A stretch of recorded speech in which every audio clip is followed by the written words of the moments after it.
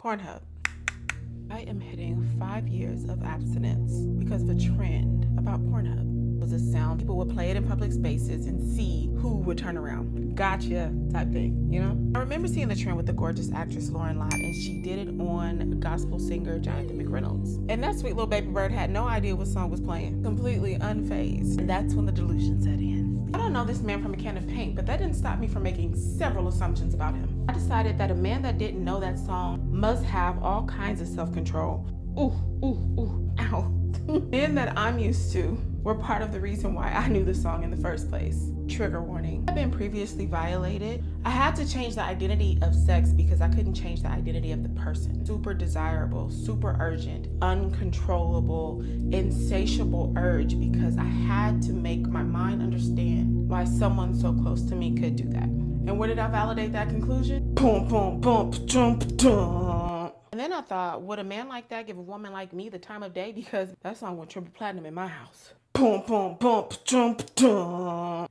I mean, it was so bad at times that if the video was buffering, I would literally say, God, please, judge a mama. After deeming a complete stranger worthy and me unworthy, the only answer was purity. See how Jesus was nowhere in the mix? But I am grateful to God because he used my foolish thinking as a grace to keep me while he healed me. If I'm honest, sex was my power.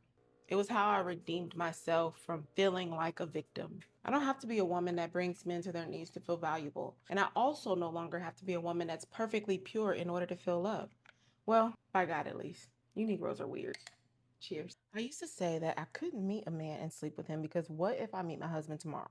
And I have to explain to him that I just hooked up with somebody random. That's the type of time I was on. Boom, boom, bump, jump, jump. That was my fear. Not I turned to sex instead of God for my identity. Not I turned to this man instead of my holy father for my value. Not even I turned to the product of marriage to make me feel safe before I turned to El Roy, the God that sees me, who saw me get hurt and made plans outside of time for my healing and my restoration.